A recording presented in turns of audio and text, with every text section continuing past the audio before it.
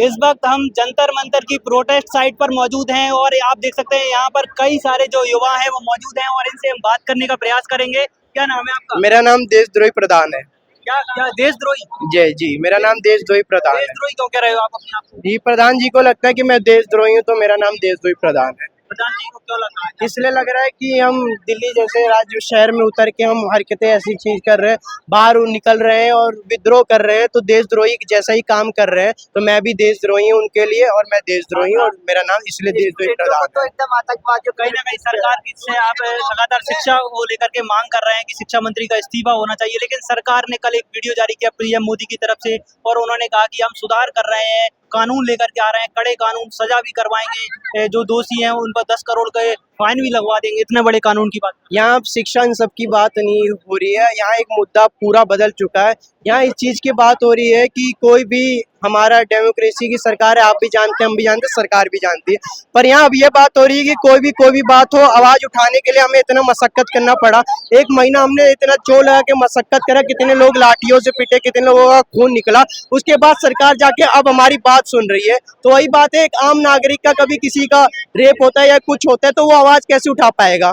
यहाँ तो इतना मंच जुड़ा, लाखों करोड़, कम से कम 1.5 से 2.5 करोड़ लोग आए, तो जाके सरकार ने हमारी 1 महीने बाद बात सुनी। अगर कोई आम नागरिक अपनी कोई समस्या ले जाता है तो क्या सरकार हमारी बात सुनेगी? क्या मुद्दे के लिए भी हमें इतने बड़े प्रोटेस्ट करने पड़ेंगे, तो फिर फायदा क्या सरकार को चुनने का हमारा? क्या लग रहा है, क्या क्या होना चाहिए, अब किस तरह का सुधार होने चाहिए? सुधार यही होना चाहिए कि अपना एजुकेशन सिस्टम सुधारे, वो खुद सुधारे। या तो अगर जेनजीस को दे रहे तो ऐसे प्रोटेस्ट होंगे, हर बारी होंगे, हर बारी पिटने के लिए रेडी है हम लोग, हमें कोई दिक्कत नहीं है। पर अपनी जो हमारी सरकार है, किस बेसिस पे उसको इलेक्ट करेंगे हमें ये नहीं पता चल रहा ना।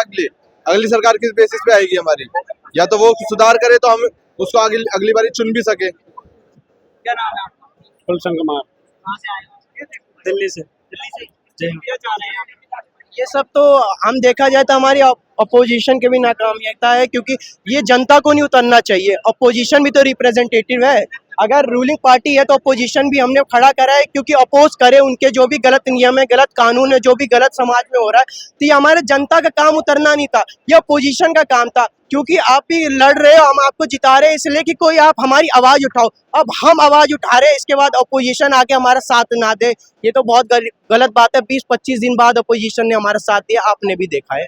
अब राहुल गांधी और तमाम विपक्षी पार्टियां, अखिलेश यादव, तमाम लोग साथ में आए हैं, कह रहे हैं इलेक्शन आ गया है ना, तो सब साथ में आएंगे। अपोजिशन का काम वोट किसको दोगे आप आने वाले? मैं किसी को वोट नहीं दूंगा, मैं नोटा को वोट दूंगा।